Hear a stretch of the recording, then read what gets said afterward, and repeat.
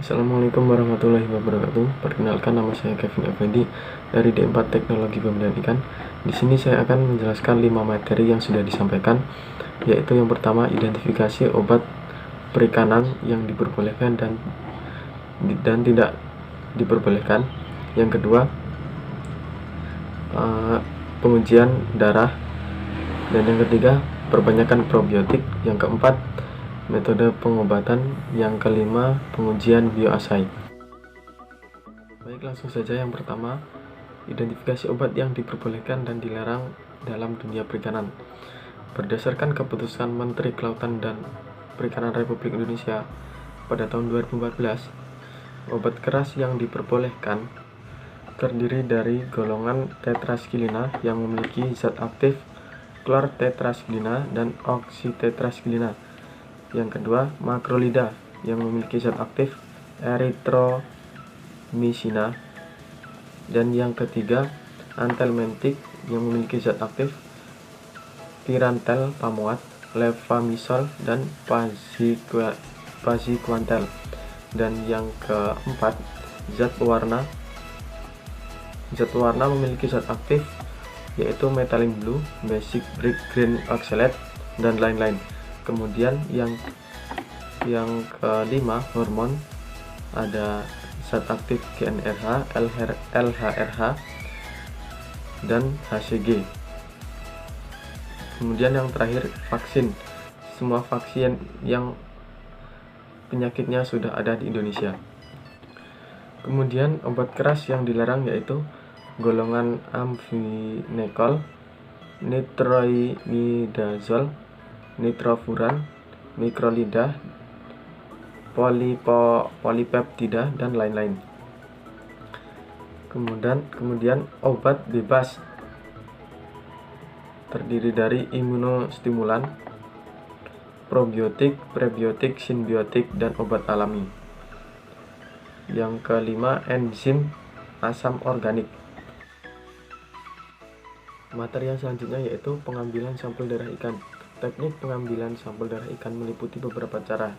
Cara yang pertama yaitu melalui bagian ekor, dan yang kedua fungsi pembuluh darah bagian kaudal, dan yang ketiga fungsi jantung, dan yang keempat teknik fungsi aorta bagian dorsal. Sebelum mengambil sampel darah, kita dapat menggunakan larutan natrium sitrat yang berfungsi sebagai anti beku agar darah yang diambil tidak membeku. Prosedur perhitungan hemoglobin dilakukan dengan mengacu pada metode Sahli.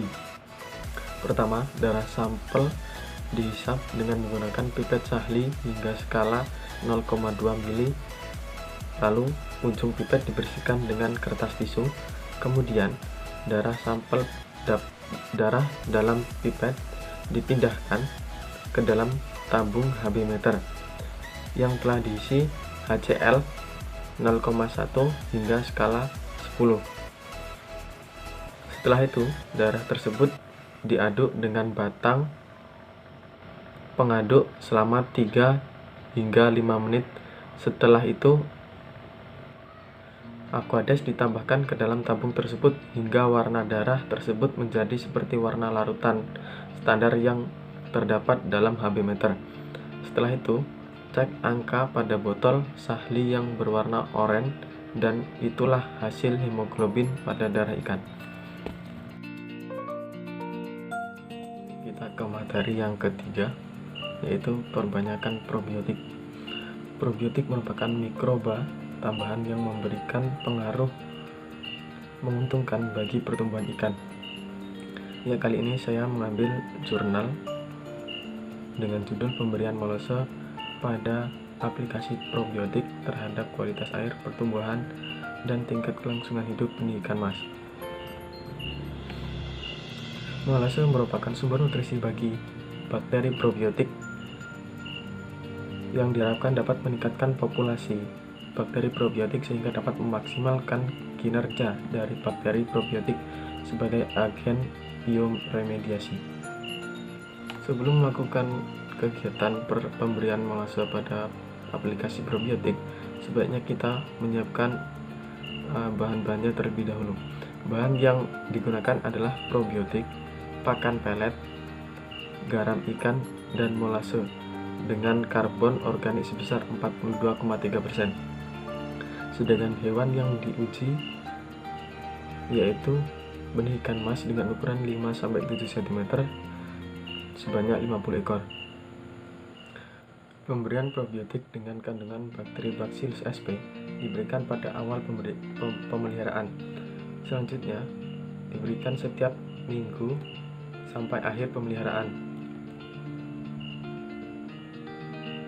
Selanjutnya, pada hari kedua, ditambahkan molase dengan dosis sesuai perlakuan beserta pakan dengan 4 gram untuk masing-masing akuarium dan diberikan setiap sampai akhir penelitian, yaitu hari ke-38. Molase ditambahkan setiap hari sampai hari ke-7. Selanjutnya, pemberian molase dilakukan setiap minggu sampai hari ke-38. Karena pemberian molase yang diberikan secara terus-menerus menyebabkan oksigen terlarut atau DO menurun.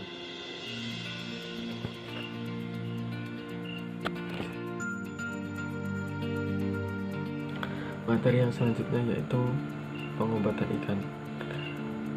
Ada beberapa cara untuk mengobati ikan. Yang pertama dengan metode perendaman, kemudian yang kedua dengan metode penyuntikan, yang ketiga metode oral, dan yang keempat dengan metode oles. Yang selanjutnya yaitu proses pengobatan dengan cara perendaman. Yang pertama, pisahkan ikan dari kolam, kemudian siapkan wadah untuk proses perendamannya. Kemudian masukkan ikan ke dalam wadah tersebut yang sudah berisi air. Kemudian berikan garam sedikit demi sedikit agar ikannya tidak stres. Metode perendaman ini dapat dilakukan dengan jangka pendek ataupun jangka panjang. Jangka pendek kita lakukan selama 30-1 jam. Kemudian jika jangka panjang kita lakukan selama lebih dari 1 jam. Untuk metode yang kedua yaitu metode penyuntikan. Metode penyuntikan merupakan metode yang paling efektif untuk penyembuhan ikan, terutama untuk ikan-ikan yang besar. Ada 2 cara untuk melakukan metode penyuntikan, yaitu dengan cara metode dengan melalui rongga perut atau intraperitoneal, dan melalui otot atau intramuskular. Penyuntikan secara IV dilakukan di antara kedua sirip perut atau sedikit di depan anus dengan sudut kemiringan jarum suntik kira-kira 30 derajat. Penyuntikan secara IM dilakukan di bagian punggung pada ikan yang bersisik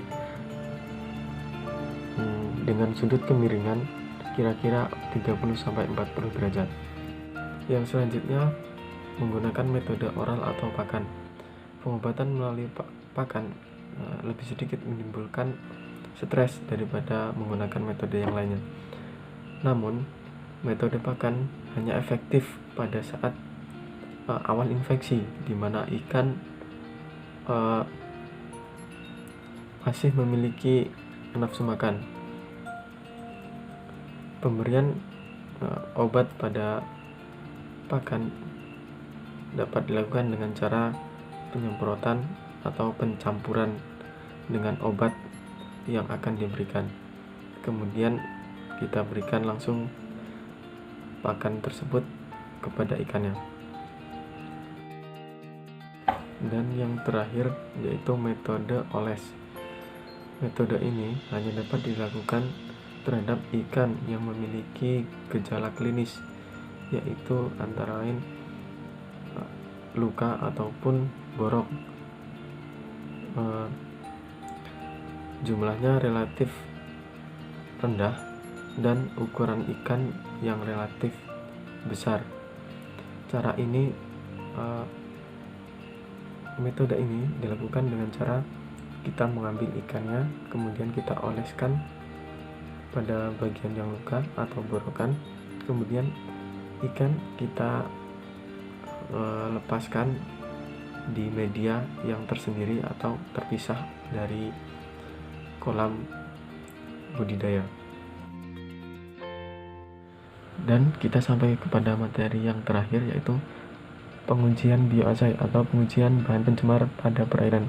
Bioassay merupakan uji yang dilakukan untuk mengetahui atau mengukur keberadaan suatu zat dan dampaknya. Bioassay bertujuan untuk mengetahui tercemar atau tidaknya suatu perairan atau kolam. Alat yang digunakan untuk mengetahui bioassay yaitu DO-meter atau test kit DO dan botol gelap terang, bertujuan untuk menjaga DO agar tidak berubah-ubah. Kemudian bahan yang digunakan yaitu sampel air yang diambil dari kolam. Pengujian bioassay memakan waktu selama 5 hari ya teman-teman. Setelah mengambil sampel air, kita simpan sampel air tersebut selama 5 hari. Tetapi sebelum kita menyimpannya, kita harus mengukur DO terlebih dahulu agar kita mengetahui nilai DOD pada akhir penelitian, yaitu dengan cara DO awal dikurang DO akhir. Jika mendapatkan nilai DO kurang dari 1 atau 1 DO-nya, berarti air pada perairan tersebut aman atau tidak tercemar. Kemudian apabila DO akhirnya 4 atau lebih, bisa jadi air tersebut tercemar.